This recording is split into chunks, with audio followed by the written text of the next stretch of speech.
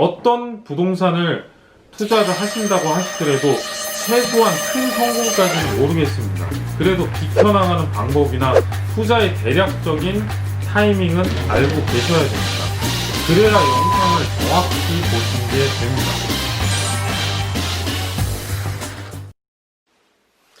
안녕하세요. 대한민국 부동산의 기준이 되고 싶은 남자 대국이입니다. 이번 영상은 당신만 모르는 이야기 3편으로 제가 제목으로는 부동산의 가격 상승 노력으로 만들 수 있다라고 적어놨는데, 사실 이번 영상 같은 경우에는 그동안에 이어졌던 당신만 모르는 부동산 이야기 시리즈의 연속편이 될 거고요. 이 내용은 부동산 기본에 대한 내용입니다. 물론 제가 제목에 적힌 그 내용이 오늘 영상에 포함은 됩니다. 저와 같이 하고 있는 팀원들 같은 경우에는 지금 당신만 모르고 있는 부동산 이야기 이 내용에 대해서 좀 반대를 많이 했었습니다. 조금 더 사람들이 이제 관심을 가질 수 있는 내용, 아니면 흥미를 가질 수 있는 소재로 영상을 찍자고 저한테 계속 얘기를 했는데, 부동산을 알기 위해서는 부동산의 기본이 먼저라는 제 생각이 변하지 않은 것도 있고요. 진짜 이유는 부동산의 기본이 부동산이 전부일 수 있습니다. 그것 때문에 제가 고집을 하고 있는 영상이기도 합니다. 어떤 분들은 말하죠. 지금 상황에서 제가 투자를 해야 되는데, 선택을 해야 되는데, 혹은 머리가 굉장히 아픈 상황인데 지금은 부동산의 기본을 알 때가 아니라고 저한테 얘기하시는 분들도 있습니다. 아니요. 부동산의 기본을 모르는데 어떻게 선택을 하고 어떻게 상황을 타개할 수 있을까요? 어림없는 소리죠. 그래서 당신만 모르는 부동산 이야기, 부동산의 가장 기본적인 이제 순환의 흐름에 대해서도 이번 영상에서 제가 이야기를 드리려고 합니다. 오늘 영상은 기존 영상보다는 이제 조금 더 실제 상황에 대입하기는 편할 겁니다. 당신만 모르는 부동산 이야기 첫 영상에선 제가 토지, 주거, 수익형 부동산, 순환의 흐름과 부동산 상승에는 순서가 있다고 이야기를 드렸습니다. 첫 영상은 시기를 변수로 뒀었고요. 두 번째 영상에는 이 시기에 수요라는 변수를 더해서 조금은 긴 영상을 제가 그때 이야기를 드렸죠. 이번 영상에서는 지역의 이제 순환이나 생애 주기보다는 개별적인 부동산 물건의 순환에 대해서 이야기를 드리려고 합니다. 이번 역시 당연한 사실들로만 모아서 이야기를 드릴 거고요. 이 당연한 사실들을 모았을 때 무릎을 탁 하고 칠 수 있는 새로운 사실을 발견하실 수도 있습니다. 그럼 시작해 보겠습니다. 세세하게 제가 부동산의 모든 종류를 다 이야기 드릴 수는 없고요. 기존 영상과 마찬가지로 토지, 주택, 상가를 기준으로 이야기를 드리겠습니다. 개별 물건의 순환을 이해하기 전에 일단 먼저 알아야 할 개념이 하나 있습니다. 정말 지극히 당연한 개념임에도 불구하고 많은 분들이 놓치고 있는데, 바로 실사용자입니다. 제가 토지부터 예를 한번 들어보겠습니다. 토지 같은 경우에는 비사업용 토지를 제외하고 토지의 목적성을 띈 이제 실사용자들, 농사를 짓거나 건축을 하는 분들이 실사용자가 되겠죠. 주택 같은 경우에는 실거주 목적의 이제 소유자들과 대표적으로 이제 실거주 지표인 전세 임차인들, 그리고 여기에 월세 임차인들도 실사용자로 포함이 되겠죠. 상가 같은 경우에는 당연히 그곳에서 이제 장사나 사업을 하는 점유자, 이제 상가를 직접 운영을 하고 영업까지 하시는 분들이 임대를 얻거나 자기가 소유주거나 그렇게 움직이시는 분들이 실사용자가 되겠죠. 개별 부동산 물건 순환 중에 가장 중요한 포인트가 바로 이 실사용자들입니다. 다른 건 몰라도 이제 이 실사용자 부분만 정확히 이해를 하신다고 하면 부동산 물건의 개별적인 순환의 90%는 이해하셨다고 보셔도 됩니다. 제가 왜 실사용자가 중요한지 이야기를 드리겠습니다. 지난번 영상을 제가 과거 블로그에 이제 글을 올렸을 때 그 중에 한 분이 이제 핵심 포인트를 정확히 짚어서 댓글로 저한테 이야기를 주신 분이 계셨어요. 이번에 제가 2편까지 영상을 올렸을 때 영상으로 과연 몇 분이나 제가 하는 내용을 얻어갈 수 있을까라는 궁금증이 있었는데, 아직 조회수가 얼마 되지 않습니다. 100 몇 회였던 것 같은데, 근데도 얻어가실 분들은 얻어가시더라고요. 이 포인트가 바로 가장 높은 수준의 수요층이라는 개념이었었습니다. 지역의 순환이 정점에 이르는 순간이 지역에서 소화할 수 있는 가장 높은 수요층이 머무는 시점까지라고 제가 이야기를 드렸습니다. 이 부분이 가격의 상승을 만드는 포인트입니다. 이건 개별 물건을 보았을 때도 마찬가지입니다. 개별 물건이 가장 이제 가격이 높게 이룰 수 있을 때는 이 물건에 소화할 수 있는 가장 높은 이제 실사용자가 만났을 때입니다. 이 부분이 바로 핵심 포인트입니다. 여기까지 보면 이거 너무 뻔한 소리 아니야? 라고 생각을 하실 수도 있어요. 이 뻔하고 당연한 이야기를 한 번씩 되짚어 보는 것만으로도 놀라운 마법과 같은 시야를 이제 펼쳐 보이시는 분들도 분명히 계실 겁니다. 다시 이야기 드리면 개별 부동산 물건은 자체적으로 이야기 드린 이제 가장 높은 실사용자를 만날 수도 있고 지역의 순환에 맞물리는 게 이 자체적인 힘보다 강할 수도 있고 약할 수도 있습니다. 그리고 지역의 순환 시점에 따라서 가장 높은 수준의 실사용자가 달라질 수 있습니다. 이렇게 말로 설명드리면 좀 어렵죠. 제가 쉽게 부동산 물건에 대입해서 설명을 해보도록 하겠습니다. 상가를 먼저 예를 들어볼게요. 상가의 가격이 가장 높을 때가 언제일까요? 당연히 해당 상가에 가장 높은 임대료를 지급을 해줄 수 있는 임차인을 만났을 때, 혹은 누가 봐도 멋지다, 매력 있는 임차인이 들어왔을 경우입니다. 대표적으로 스타벅스가 있죠. 스타벅스가 입점을 하게 되면 건물의 가격을 상승한다는 그런 기사들을 아마 접하셔서 아시는 분들도 많을 겁니다. 주택가 상가 같은 경우에는 건물이기 때문에 건물의 연한으로 인해서 순환에 영향을 받을 수밖에 없습니다. 무한정 계속 가는 게 아니에요. 그리고 지역의 순환에 영향을 받기 때문에 상권이 개별적인 상가보다 더 중요합니다. 그럼에도 불구하고 이제 해당 상권의 모든 이제 임차인들과 모든 임대료가 같지는 않습니다. 스타벅스 옆에 분식집이 있을 수도 있는 거예요. 같은 상권이라고 하더라도. 건물의 이제 연한과 지역의 순환이 조건이 받쳐졌을 때 해당 상가에서 가장 높은 수준의 실사용자를 만나게 되면 이제 그 상가의 가격은 가장 높아지게 됩니다. 그럼 반대로 상가의 가격이 가장 낮을 때는 언제일까요? 조금 전 이제 이야기 드렸던 예시의 반대가 되겠죠. 많은 분들이 이 얘기를 들으면 이제 공실을 먼저 떠올리실 겁니다.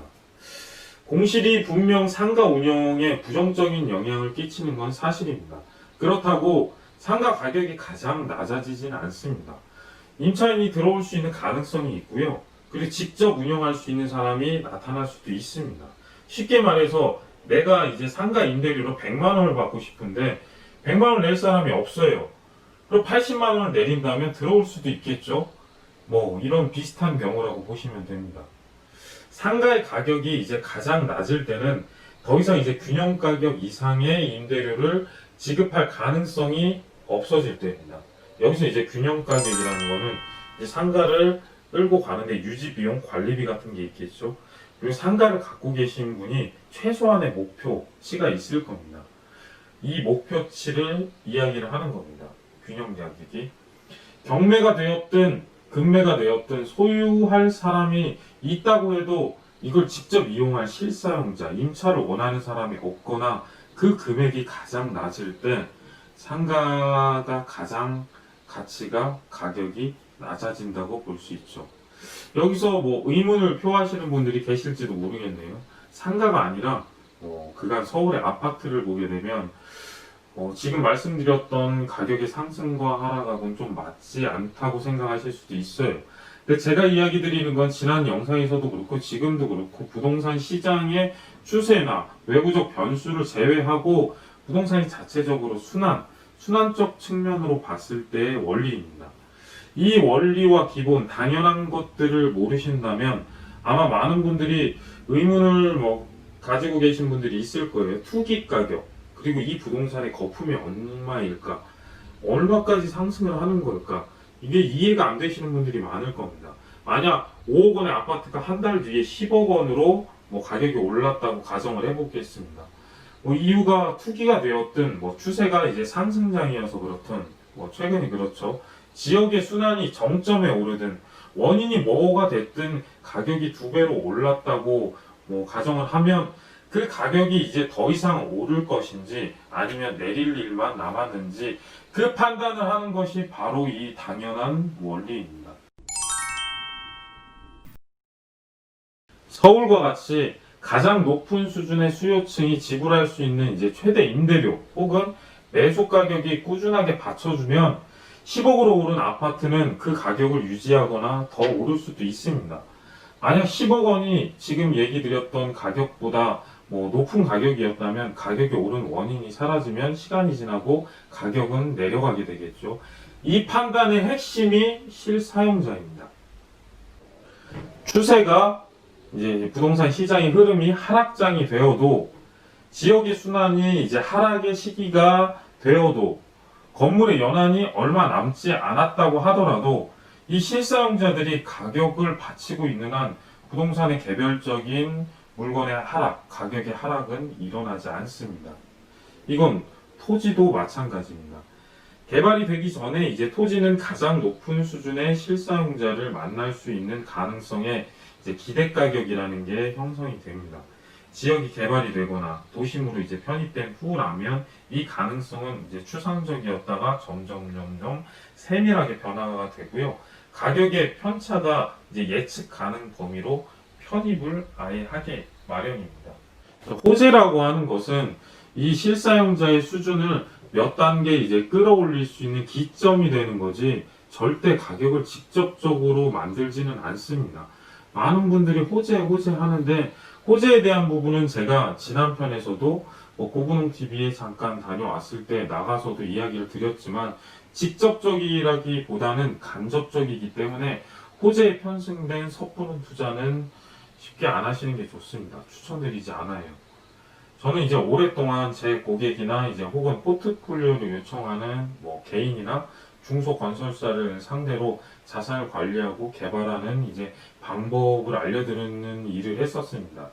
당신만 모르는 부동산 이야기 첫 영상과 두 번째 영상의 내용은 개별적으로 이제 뭐 움직이기는 힘든 내용입니다. 하지만 이번 영상에서 제가 이야기를 드리고 있는 내용은 응용만 하게 되면 누구나 노력 여하에 따라서 뭐 충분히 부동산을 움직일 수 있는 내용입니다. 이게 조금 제가 이야기 드렸던 게 이제 거시적 관점에서 이야기를 드리다 보니까 어렵게 받아들이시는 분들도 있는데 중요한 건 실사용자라는 뜻입니다. 가장 높은 수준의 실사용자를 만나도록 노력을 하고 이를 통해서 가격을 상승시키는 방법. 쉽게 한번 예를 들어보면 널리 알려진 방법이 하나 있습니다. 아파트를 매매할 때 내가 생활하던 그 자체로 이제 아파트를 바로 부동산에 내놓는 게 아니라 간단하게 리모델링을 하는 거죠.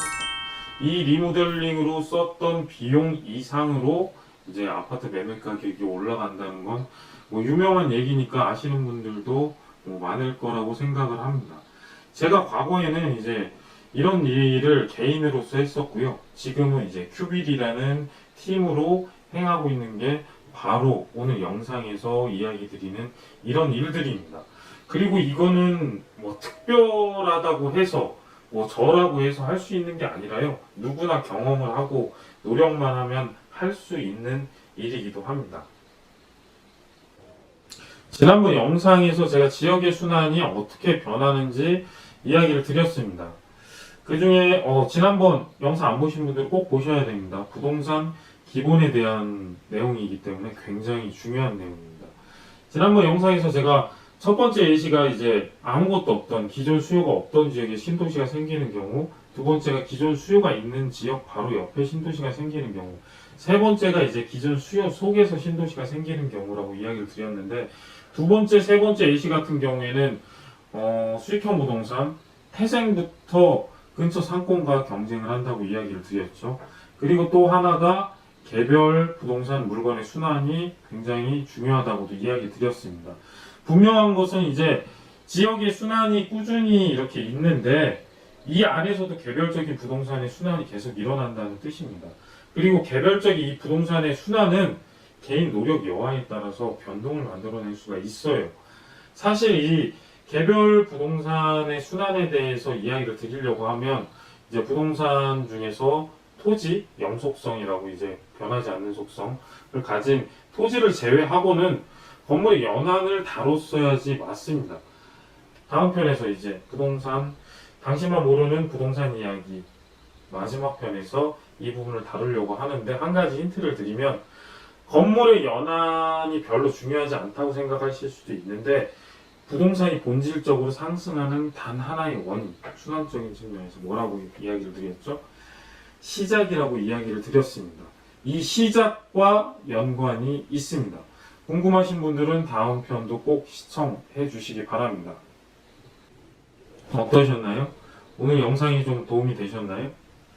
제가 당신만 모르는 부동산 이야기, 이 시리즈를 처음에 첫 영상으로 이야기를 드리기 전에 제 영상 당신만 모르는 부동산 이야기를 끝까지 보시면 최소한 투자 실패에서는 벗어나 드리겠다고 이야기를 드렸었습니다.